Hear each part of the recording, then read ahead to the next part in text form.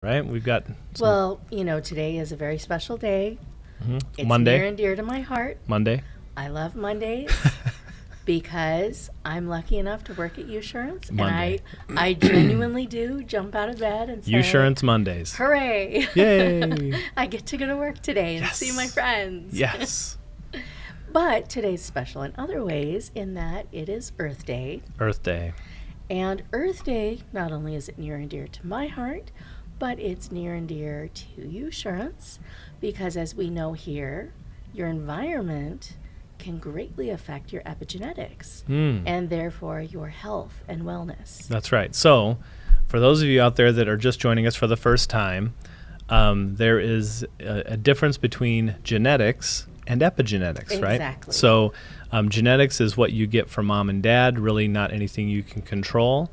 But epigenetics is what your lifestyle choices and environmental factors do to help your genes express themselves to the world. Exactly. So if you are living in a really bad environment, then you could develop cancers or you could be... asthma. Yeah, asthma. Yeah, that's a great one. So that is the purpose of today's podcast, how we can take care of Mother Earth. And then by association, we can take care of ourselves because then our epigenetics will be influenced to the better. Exactly. Right? I mean, the healthier your environment, the healthier you can be. It's a direct correlation. It's been scientifically proven. So there are a lot of really simple things you can do to sort of make it Earth Day every day. Okay. And that's what we're talking about every today. day. And if you have, once again, if you've joined for the first time and you don't know this about Hannah, Hannah is basically a closet hippie. Well, or you could call me granola. You that's certainly could. Certainly could. But is it nicer? I think so. Okay, I so like Hannah granola. is very granola. Very granola. She is all things earth and animal. And today we actually had a little spider in the space. And she would not let me kill this little spider. She wanted to transplant it into a potted plant that we have here in the space. So Hannah is very conscious of those that share our world. Well, because just as all of our cells in our bodies are connected to each other and do different jobs and work together, so too are all living things on this planet connected. And I think once we start to realize that, then we act a little bit kinder, we take better care of our environment, our things, ourselves. See, told you. Hannah. All right, so Hannah, you've got a list for us. And how many items are on this list today on our Earth Day, our environment our environment and epigenetics podcast today? How many things? This is a really short one. There are only 10. Only 10. Okay, so let's see if we can make this short. So 10. Okay, 10. First thing you need to do to make it Earth Day every day is go outside more. Okay. Brent loves this one. I do. I like to go outside. And really, I mean, there are multiple reasons for it. From an Earth Day perspective, it helps you to appreciate nature more. But from a health perspective, obviously, you want to get fresh air. Sunshine gives you vitamin D. If you're outside, you're most likely getting some sort of exercise, whether you're walking or jogging or biking, whatever it is you're doing. So get outside more. Get outside. Try to get outside a little bit every day, especially if you live in some of the winter states like we do here in Minnesota. And it is finally cracking. It's finally cracking. Its grasp is finally loosening. So make sure, I don't even have to tell you, but get out, enjoy the good weather, move your body, enjoy the fresh air, and appreciate nature. Yeah. Yep. Good. Yeah. Going outside. Going outside. And the next one, reusable bags. Now, this is one I have to admit I have not been the best about since moving here. I have about 100 reusable bags, and I'm not sure where they all are, probably in storage. In one of your multiple storage units. Yes. Yes, the reusable bags. I think that's the more people shop in the big box, like the big stuff, Costco and Sam's Club and those sure. places, Aldi even, where they don't provide you with something Right. to carry your stuff out with, I think it's a smart choice, right? So you go in Absolutely. planning, number one, I can only carry the stuff that I can fit in my bag or on my person. Sure. Number two, you're not putting additional plastics and things like that into the environment. Absolutely. Buying in bulk is always really useful in that way. The other way to buy in bulk that's actually probably the most environmental friendly is to buy from the bins. So get your grains, Yeah. your beans, your candy, your nuts, whatever it is that All you're from buying. the big bulk bins. All from the big bulk bins, and instead of just putting it in the plastic bags that they provide, bring your own bags. You can buy produce and bin bags very cheap online. Yep. They're usually fabric. You can also bring jars. I've seen a lot of people bring mason jars and fill it up with their Yep. rice or beans. So how does that work when you're buying stuff by the pound? So You got a what- mason jar that's whatever, half a pound. Super easy. It's just when you first go in, you stop by a checkout lane and you have them weigh your whatever your jars are, and they'll put a sticker on it so that when they check you out, they know how much to deduct for the weight of Okay. the jar. Excellent. Super easy, Super easy. and it really is one of the most simple things you can do to cut down on your waste. Yeah, that's cool. So beans, rice, Beans, rice, I mean pretty all much sorts of legumes. all seeds, grains, nuts are usually things you can buy in the bins. What about spices? flour? Yeah, Sugar? flour, sugar, spices. If you're a sugar person, the last person on our Absolutely. podcast was not about the sugar. Right. But sugar, flour, salt. A lot of those things. I do follow quite a few influencers in that space who will do their spices that way in small jars or little baggies. Sometimes they'll use paper bags for those things, but then they'll reuse it over and over and over.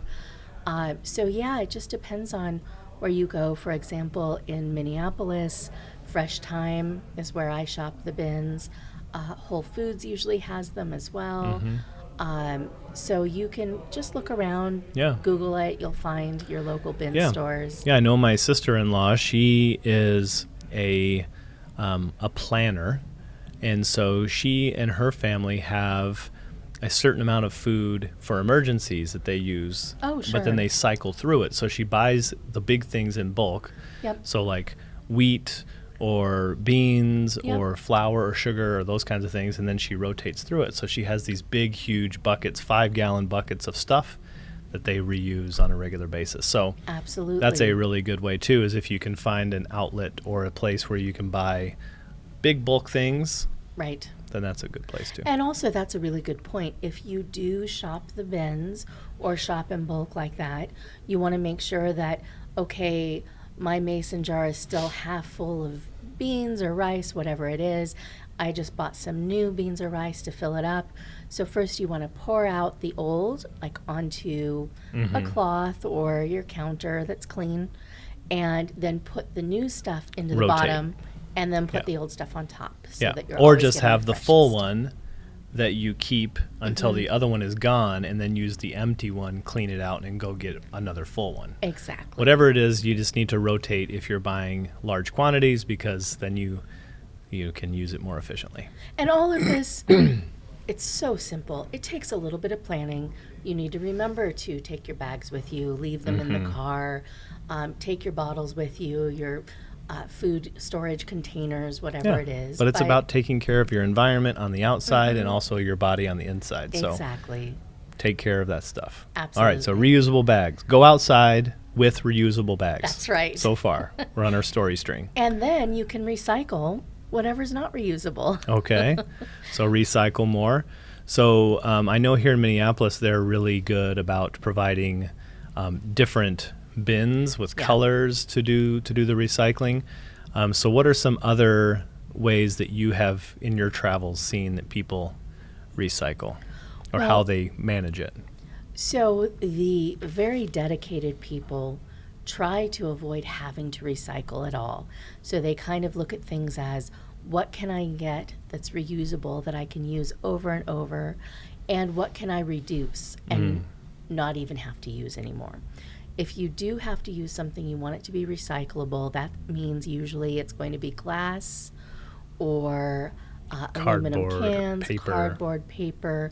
And for me personally, I always have my extra bins at home that I put my recyclables into. I kind of invested and went a little more high end, so I got the nice sturdy bins that also look good in the kitchen, so it's a little more inspiring. But really, you could just have a cardboard box that you're putting things into, or an old milk crate. I mean, whatever works for you. Sure. But just make sure to take the time to separate things out. And do you separate it more than just food and stuff? And then how do you separate your recyclables? I actually don't drill down that deeply, simply because I don't have a compost system at the moment. Being in my apartment and still fairly new, I need to look into that. But for me, it's really bottles, cans, and plastic, cardboard, and paper all go into one, and then trash goes And into garbage the other. and wet food stuff in the other. Exactly. Okay. Exactly. Good. That's kind of the way that Minneapolis has set it up. But Exactly. there are other places that have, you go to Chipotle or these other places that are somewhat environmentally friendly. Yes. And they have a place for the food and the garbage and the trash. And then they have plastics, and then they have a paper. Yes. So there's many there. You can drill down into very minute. In portions. my home state of California, that's how it is. You really separate it out even more. I know that in many European countries, it's much more separated. I mean, they really spend time separating things out, recycling. Yeah, and that makes sense there because they have a somewhat less carbon footprint than we do too. Sure. Right. So it just kind of annoys me when I see the recycling truck pull up. Fumes and Yes. This big giant truck, and it's like 2 miles to the gallon, and it's just Well, not sure that's the there is a most challenge right efficient. now as well, where China used to purchase quite a bit of the recyclable materials from the U.S., and they have put the brakes on that. So right now, even if you're sending in your recycling at some places, I've read that this is a big problem in Oregon right now. They're just combining it. They're actually not recycling it. Yeah, they're just combining it with everything else and putting it into the landfill. Exactly. So if this Got nowhere is else to put it. something that's near and dear to your heart, do a little research to try to make sure Yeah. that you're actually recycling. And that goes Or back to or using less recyclable materials and more reusable exactly. materials, and then composting your own. And the zero waste movement is really catching on, and that's where it really is more about doing these bin shopping and bringing your own food containers places and your own water bottle. I have a plastic bottle, but it goes to my soda stream, and I do use it regularly, although I'm trying to figure out how environmentally friendly that is, since it takes reusable cartridges that don't necessarily recycle. So I'm always trying to do the research and figure out what the best way is. And it can be a lot of work, but, Yep. baby steps, just do Sure. what you can. Sure. Buying organic. Okay. That's another way to cut down on pesticides. So I try to always buy organic for multiple reasons. One, I think it's better for you. It cuts down on the pesticides in the environment. It's better for the environment. But at the same time, you really only need to buy certain things organic. So if something has a thick skin, like a banana or an orange, that you're not going to eat, you don't have to buy that organic in terms of your own health. If you're worried about the environment, then yes, it's great to buy organic to avoid the pesticides being put out. But if you're really on a tight budget and you can only buy a few things organic, then I would say things like strawberries, apples, cucumbers. What's your stance on milk? Milk. Organic milk. My stance on milk, well, I really don't drink milk not cow's milk. I do Right. drink nut milk. Almond milk or whatever. Exactly. So I get that, but what about like cow's milk? Well, Is it to do with the the environment that the cows are in and all that stuff, and they're only fed like natural leaves or grasses or sure. So for me, it's multiple reasons. One being health, just that I don't seem to process lactose as well as I used to, and I seem to do much better with the nut milks. Sure. And they are very high in protein and low in calories, so a little bit healthier for me personally. When it comes to milk, I still do buy milk for my husband, but of course I do buy organic, and I try to go for smaller dairy farms whenever I can because I know the animals tend to be treated better.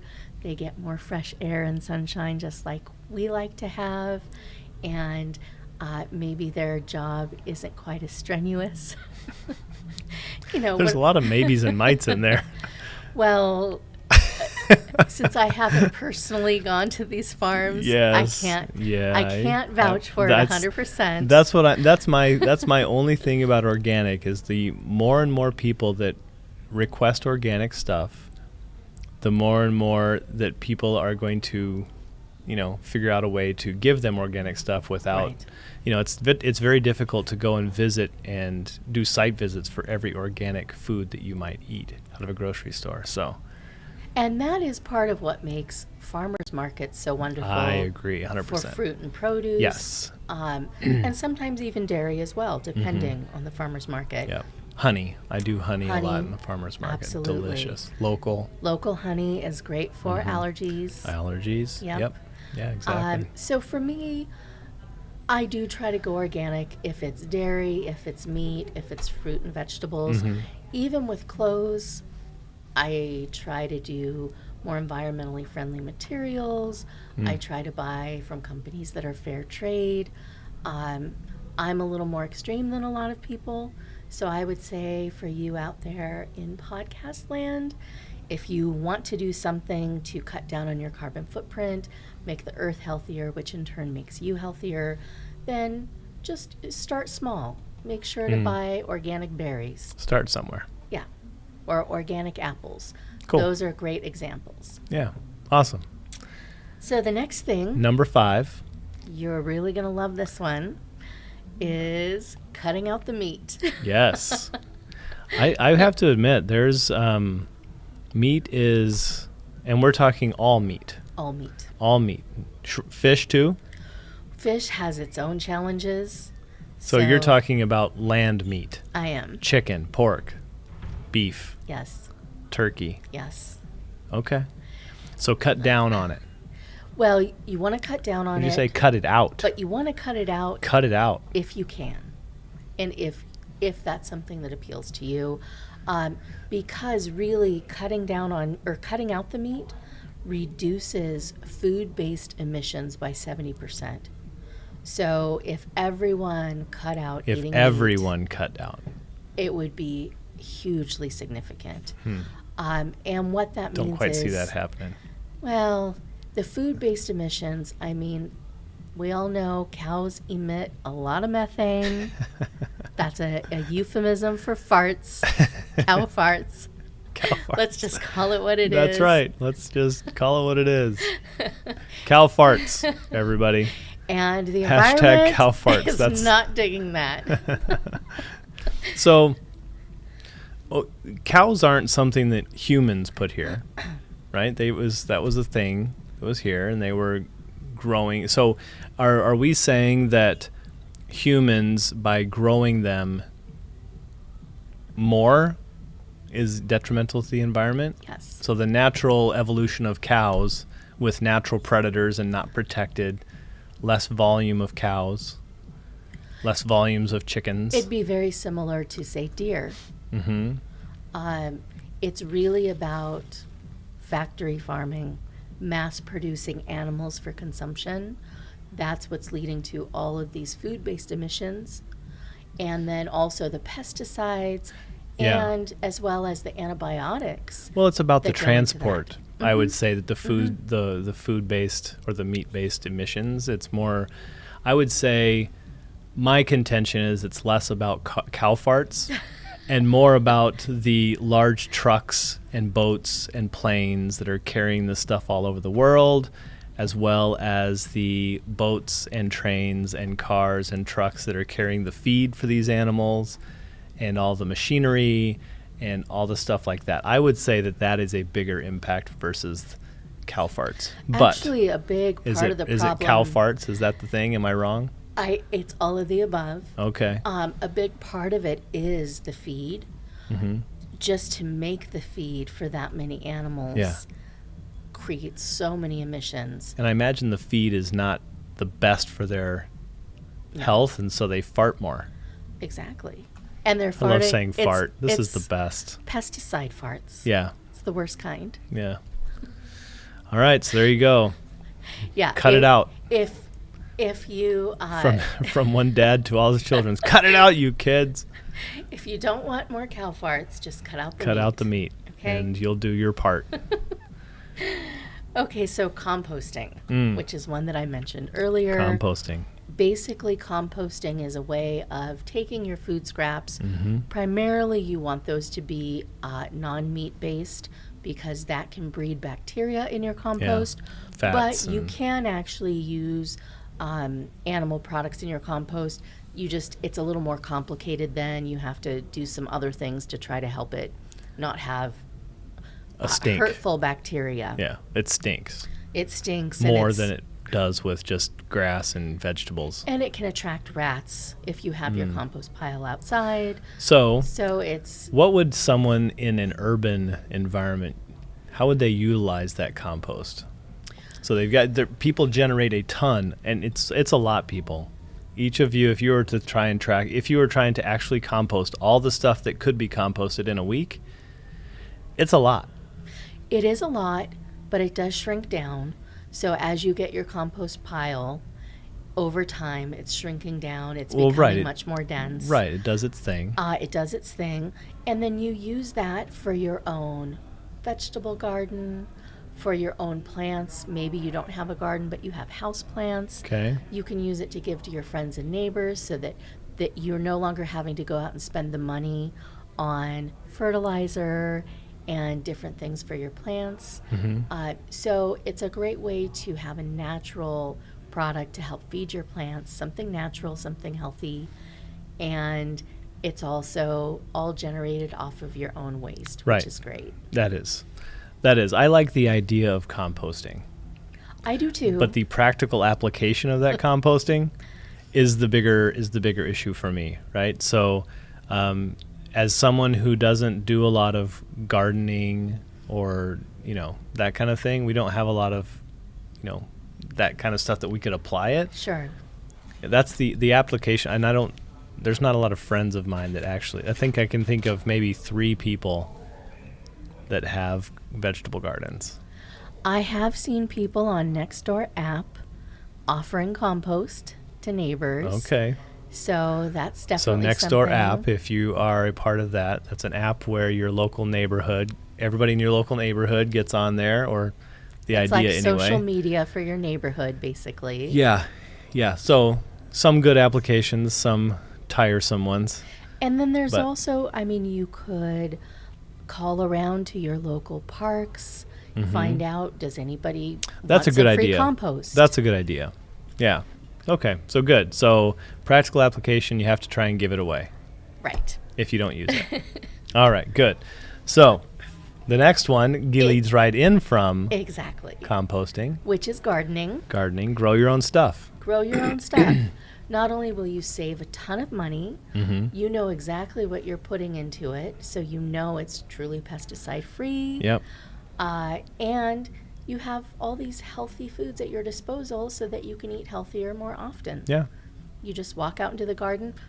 Oh, what do I want for my side vegetables this evening? Or let me pick my salad for tonight. Or you can them or store them or... whatever it is. Yeah, good. Love And it. that's fruits and vegetables. It also, gardening adds oxygen to the atmosphere. So extra healthy for the environment and for you.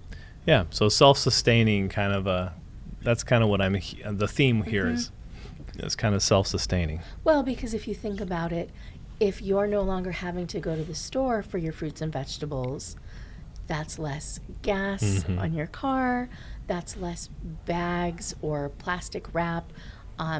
It always drives me crazy when I'm at the store and I see single fruits or vegetables wrapped in plastic. Like, why do they do that? I mean, that's so wasteful. So It's because it preserves it longer. well, The shelf life. true. That's the only reason. But if you're growing your own, That's just right. go pick it right off the tree. Go pick it right off the tree. So the next one, similar to reusing your bags, glass bottles. Try to reduce the plastic and bring your own bottle. Like I said, this is plastic, unfortunately, because SodaStream does not have glass bottles. Shame on you, SodaStream. I know. But Strongly I written use letter. these over and over and over, and I'll probably get a good several years out of them at the very least. It has the recycling symbol on it. Right. So What does one mean? one means the best. I have no idea. All right, so education we'll have to do and get back to everybody on More what, research for what me the to do. recycling symbol with the one in it. All right, very good. Yeah. So and glass bottles, that makes sense. Glass bottles over plastic, and Because glass is a lot easier to break down much easier to break down. and reuse.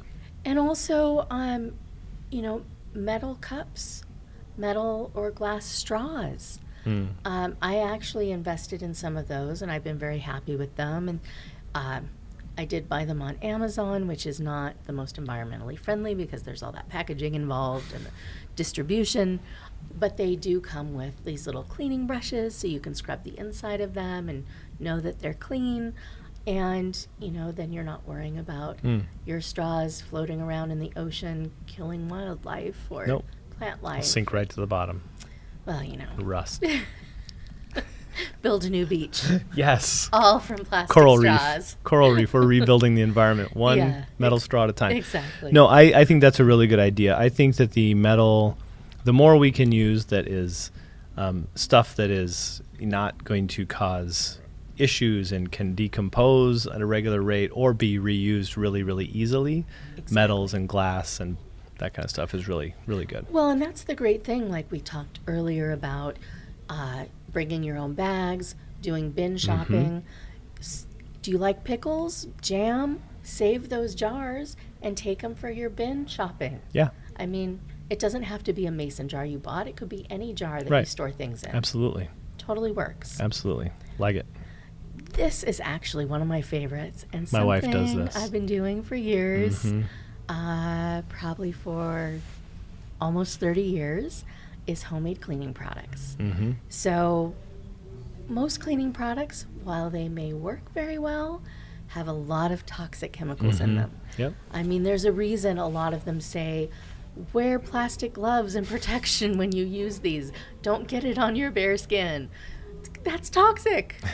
There's Like, why would you put that in your house if you can't even touch it around your children and your pets and your plants and yourself? Yeah, my little guy is allergic to that kind of stuff, and so in an effort to mitigate some of that, my Yes. wife makes it like with water and vinegar.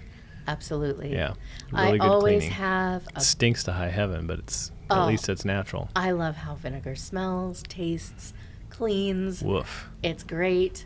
I usually have a large jar of vinegar in the house, and then I like to mix it with baking soda because that gives some of that bubbly action. Cleaning action. And then also with some sort of citrus. So you can use orange To mask peel, the smell.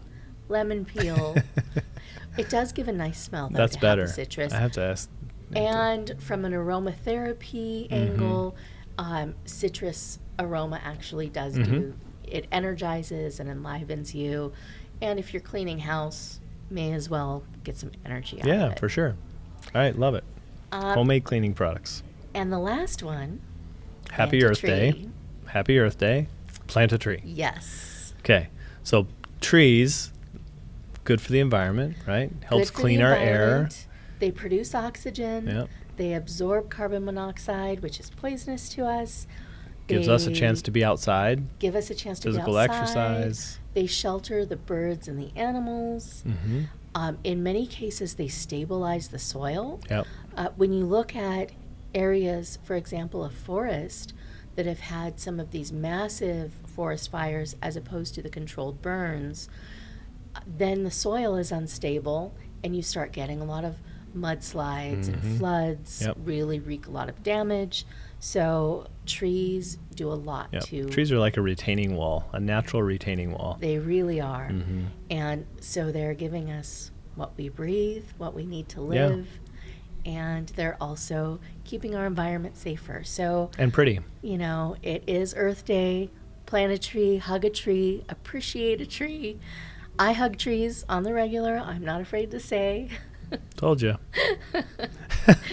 I mean, it's just a great way to connect with your environment and to appreciate nature. Yep. Because for what it is, it helps us to stay epigenetically healthy.